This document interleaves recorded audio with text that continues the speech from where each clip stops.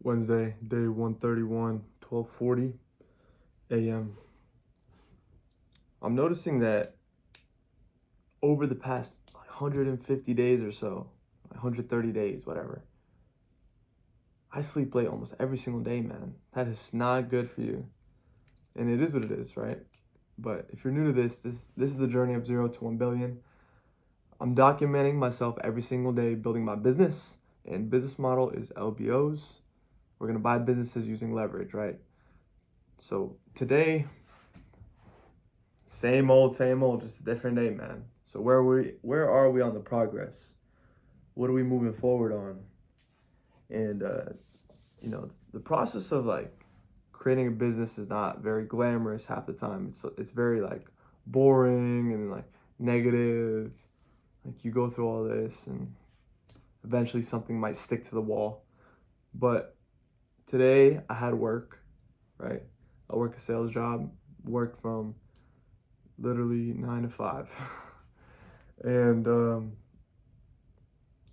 after that, I worked on offense, right?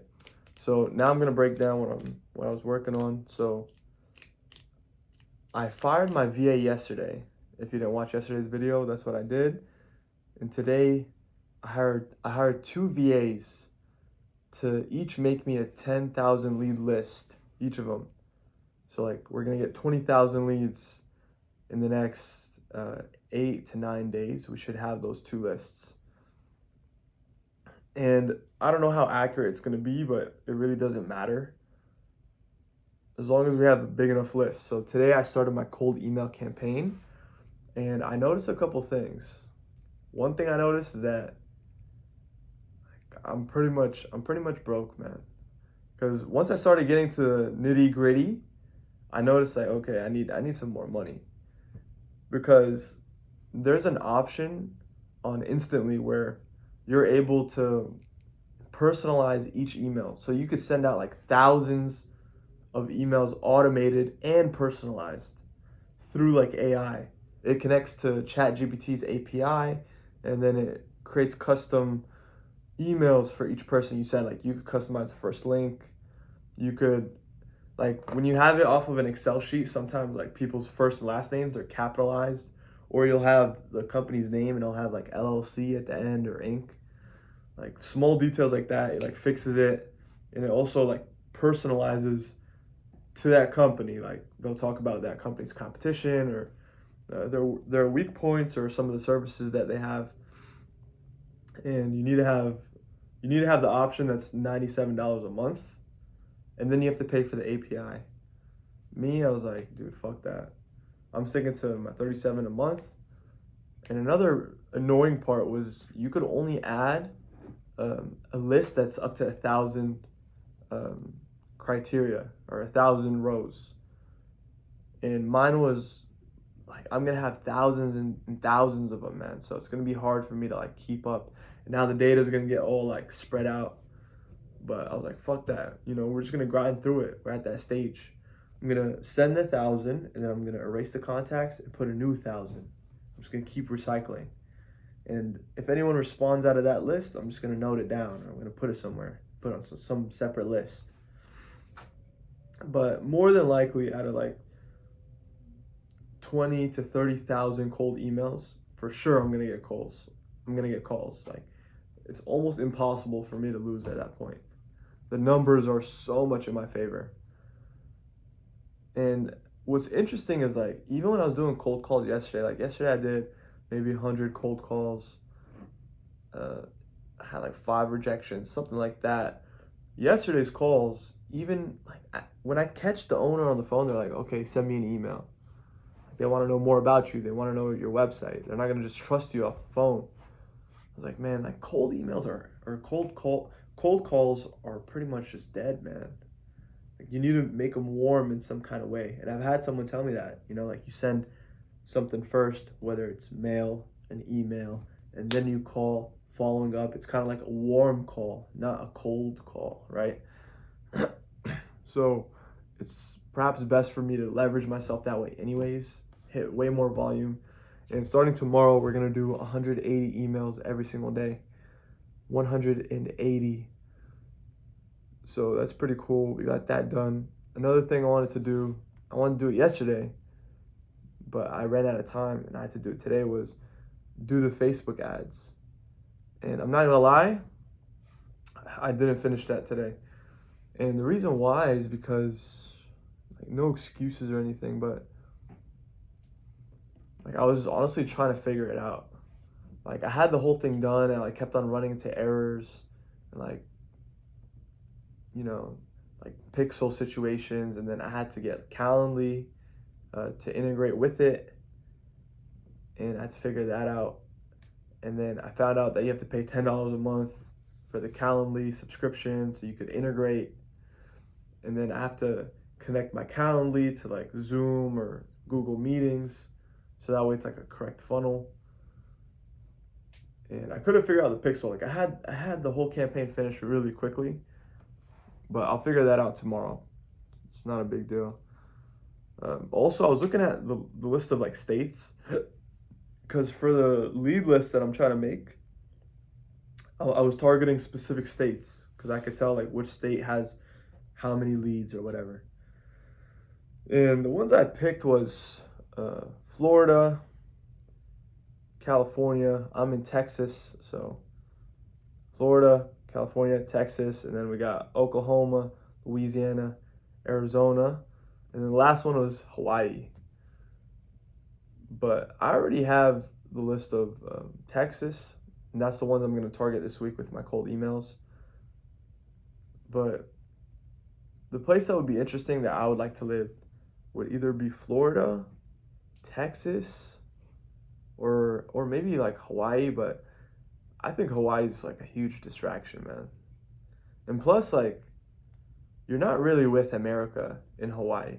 You're very like isolated. Like if I want to grow my company, I wouldn't be thinking like, okay, let me grow in the country. I'd be thinking like, damn, like I need to, like I didn't even start over there. Like I didn't even start in America. I'm over here, you know? But yeah, it would be cool to live there, man. Like if everything just like hit the fucking fan, and you could just make like $3,000 to $5,000 like remotely, just like travel everywhere. Man, honestly, that's like the best sort of life. Like judging from my analyzation from yesterday's video, when I was asking myself those questions, freedom was like my number one most important factor. Now, right now, it doesn't matter as much because I think the freedom will taste much better when you have money. But if all the shit hit the fan, man, maybe this series just becomes like, you know, traveling every single country in the world or something like that. But that's not my goal, right? That's not what I'm planning on making happen. Just like something that crossed my mind when I thought of Hawaii. But Florida would be pretty cool. Texas is pretty cool. Like I know Texas pretty well. But yeah, imagine like moving out, like finally like going somewhere else other than my room, getting some kind of result, and then like taking the camera with me, and I really documented myself all the way there.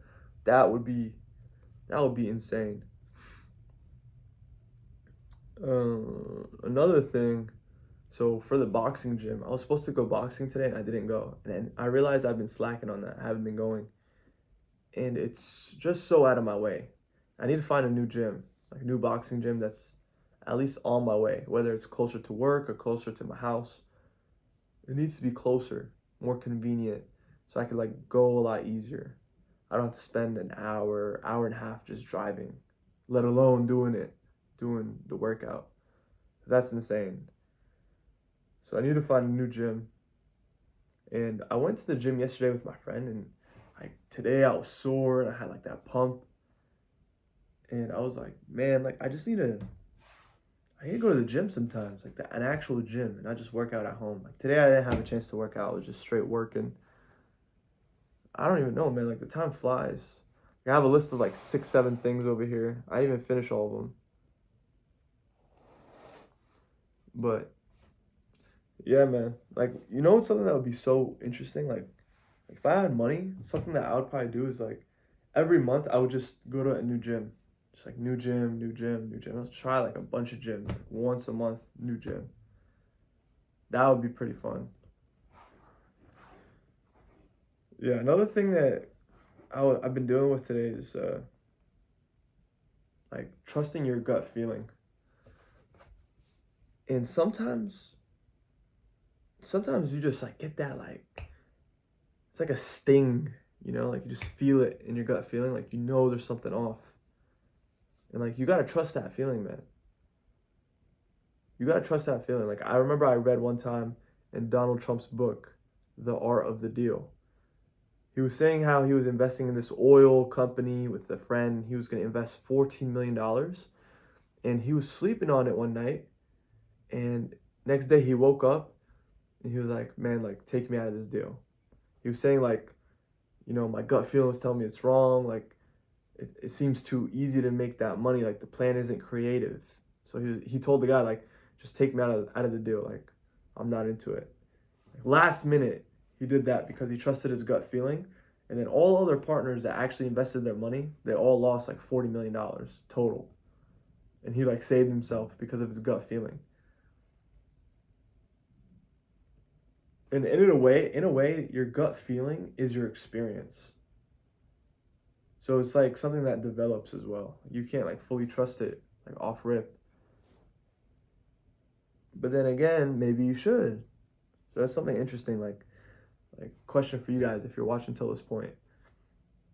When's the last time your gut feeling was wrong? Like when's the last time your gut feeling was wrong? But so for the rest of this week,